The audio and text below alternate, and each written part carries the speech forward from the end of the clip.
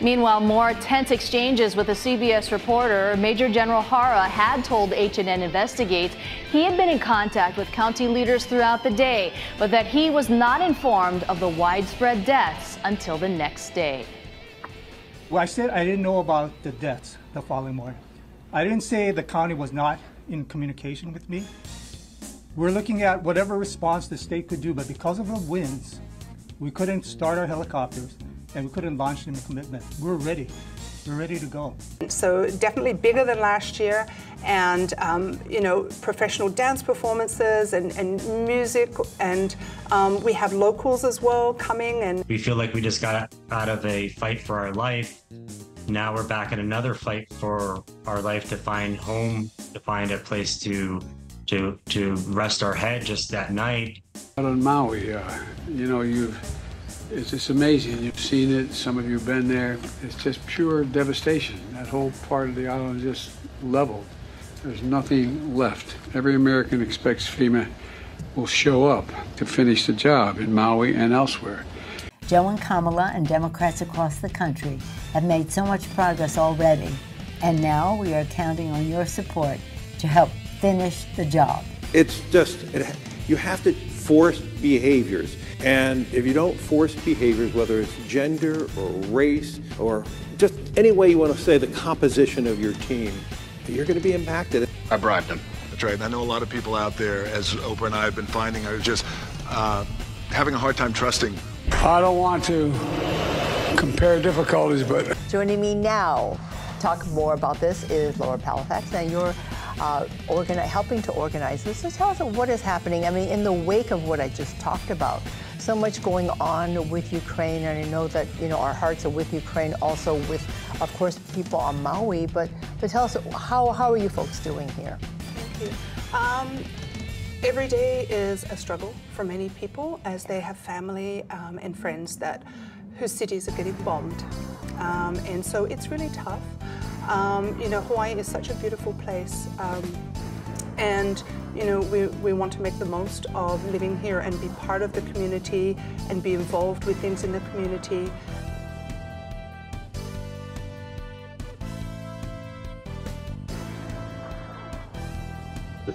I gotta tell you, I met with them. I'm also the coroner, for those who don't know that.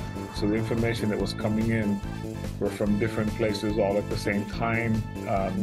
That is not an excuse. That's just an explanation of the situational awareness that was happening. The Valley Isle's top cop under fire tonight for creating what some say is a hostile work environment. This all comes after months of complaints about how low morale at the Maui Police Department is happening. Some say the climate is pushing many officers to consider leaving the force. Maui Police Chief John Pelletier has been on the job for about 7 months now and has racked up 7 official work environment complaints. The employees who filed the grievances don't want to speak out because of fear of retaliation, but former ranking officers speaking on their behalf tell me one involves a woman who was cursed at during a meeting, and that working under Pelletier has led her and several others to seek help from psychiatrists and anxiety medication. There was no leadership, it was a dictatorship. Former Maui Police Department Lieutenant William Hankins had more than 30 years of service under his belt. Hankins worked under 5 different chiefs, but says he retired early because of Pelletier, alleging the recently installed head created what he calls a hostile and toxic work environment from the very first meeting. Telling the command staff that if you don't agree with him and support him, he's going to fillet you. People walking around in eggshells, nobody wants to say anything. And how long have you felt this way? Well, pretty much since I left the fire department. On and off, but since then, about 8 years. Since the wildfire disaster on Maui, and tonight boiling tensions at a news conference as Maui's mayor and the state's incident commander answered questions on their whereabouts and what they knew the night Lahaina went up in flames. Mahea Lani Richardson joins us now with the latest. Mahea. Well, Ash, for weeks, H&N Investigates has been asking questions on who was in charge of Maui's Emergency Command Center the night of the deadly fire, and why county leaders were apparently unaware of the inferno when Maui first responders were on the front lines. Mayor Bisson has deflected questions on his communication with the state's incident commander, Major General Ken Hara. Here's the tense exchange that just happened on the apparent communication breakdown. I can't speak to what or whose responsibility it was to communicate directly. You're the with boss General. of this island, I am. so yes, you can speak. Let him answer. No, I'm saying I can't say who was responsible for communicating with General Hara. So you were not in communication with anybody at this point with the state? No, I was in communication with the state. We were on a meeting earlier that morning on a Zoom call. Earlier that morning, but you were not in communication with the emergency response, the state, as that fire barreled down and in the many hours afterwards? Well, first of all, when you say that fire, which one are you talking about? We had three going on at the same time. There were two in Lahaina, the first one, and that grew into the second one. But I'm specifically talking about that time period where hospitals were packed, social media showed the fire, showed people running for their lives, and yet... Well, I wasn't on social media, so I can't speak. First of all, I'm not going to speak to social media. I wasn't on social media. We didn't have time for that.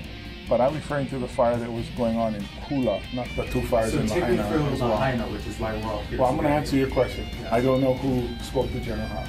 And this banyan tree, one called it the diamond in the rough of hope. Another referred to fire cannot reach its roots, what he said. Fire cannot reach its roots. That's Maui. That's America. And for the people of Hawaii, we're with you for as long as it takes, I promise you. The major area in Lahaina, one of the names, in fact, was Waine'e. The word Wai means water. The word Ne'e means to move. You know, unfortunately today, most of that water no longer exists due to streams which have been diverted. The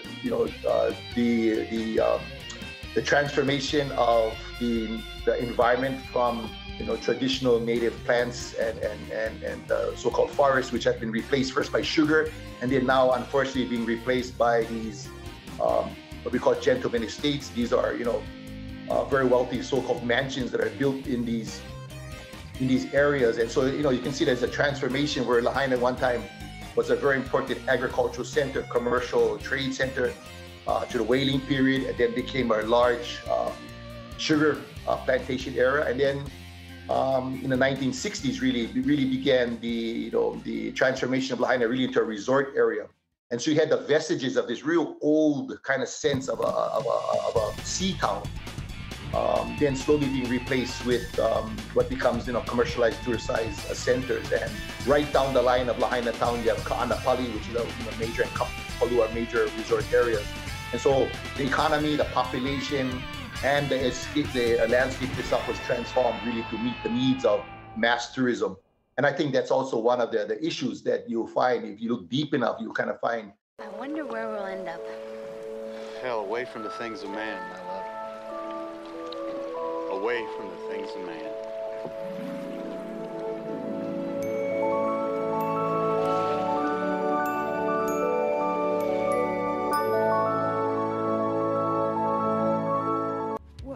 We still have to restore the heart.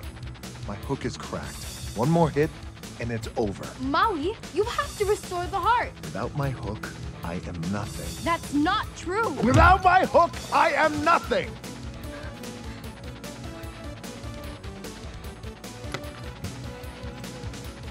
Where the money goes, what organizations should I send money to, how can I help? In this case, the fund that we created with a lot of hard work from a lot of hardworking people who all care about these people of Maui. As Oprah was saying, it is a clean, direct from you directly to their hands, and right away with some real immediacy, because as we're finding, they too were given clothes, food, and shelter by someone they may have never met before. We are a community that relies on family, on ohana, whether by blood or by friendship. But like many others, something, anything that may help them get through the tragedy they're going through, and so it's just proof who I am. The official we spoke with does not deny they are staying at five-star hotels and that taxpayers' money is paying for lodging for employees and survivors, but says it's not what it looks like. FEMA personnel and responders are not here on vacation. We're all here for the residents of Maui and the survivors of this terrible incident. Daryl Habish says instead of the $1,000 a night rate, FEMA is paying hotels the government rate of $345 a night. Whatever the cost, political analyst Colin Moore says these are difficult times. It's jarring to see these images of the people who are there to help staying in these luxurious surroundings. I understand the outrage. And Lahaina will rebuild. Better, stronger, faster.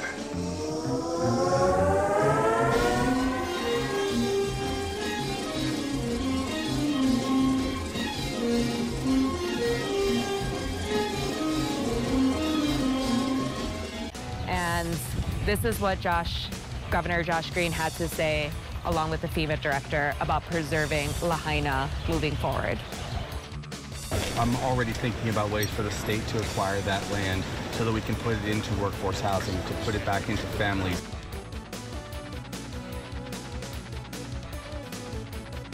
And what is your message that you share with people all the time on Front Street? Well, I try to get them into a dialogue about the Lord, but I find many people are ignorant. You know, many people are saying, "Oh, Yeshua can come at any moment," and I say, "No, that's not true. The temples have to be rebuilt first, and the sacrifice has to start." Well, ponies believe they need a human sacrifice or their island is going to sink into the ocean.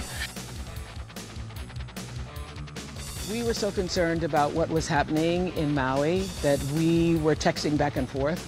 And I read this article that Dolly Parton had given money in her community. And I said, "I think this is the answer." You said, "I think that's the answer." I said, "I love it." And so we have created the People's Fund of Maui.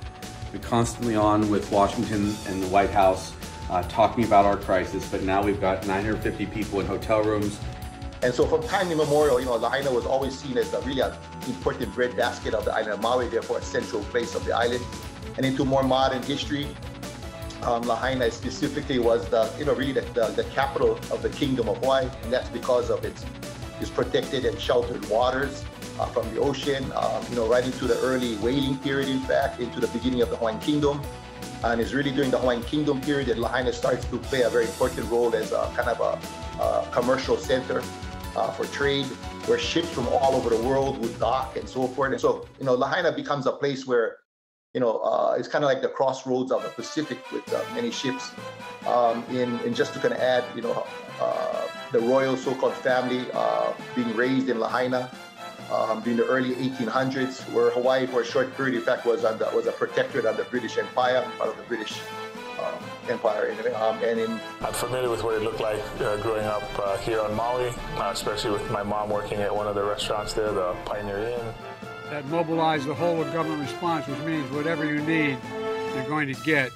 We've already found that some of the false reports on the direction of travel were not correct. We were getting people out of the area. We were forcing people not to go at a certain point down Front Street because it had already gotten too late. And so the efforts were to get people away from the fire and away from the danger. They weren't directed down Keane. They were not directed toward the danger.